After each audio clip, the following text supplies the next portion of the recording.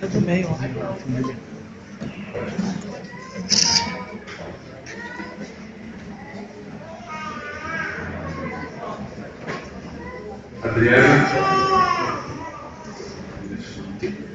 Adriana, você é muito amada pelo Senhor e Salvador Jesus.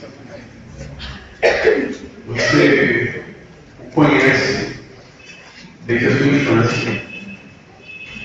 E não importa daquilo que você já viveu. Você sabe que Ele é capaz de curar. Ele é capaz de perdoar. Ele é capaz de esquecer o passado.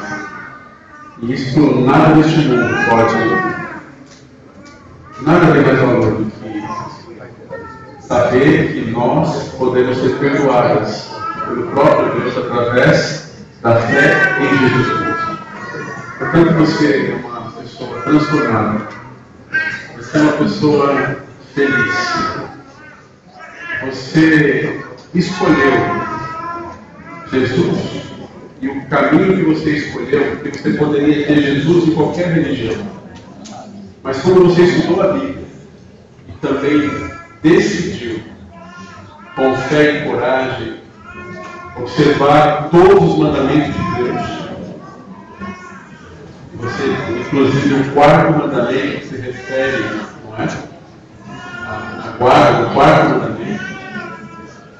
Portanto, você segue o Senhor Jesus Cristo. Então, seguindo a ordem do Mestre. E segundo o desejo do teu coração. Para perdão dos seus pecados. E para que o seu nome seja escrito no livro da vida do Senhor Jesus Cristo. Como ministro do Evangelho, eu te batizo. Em nome do Pai, em nome do Filho, em nome do Espírito Santo. Amém.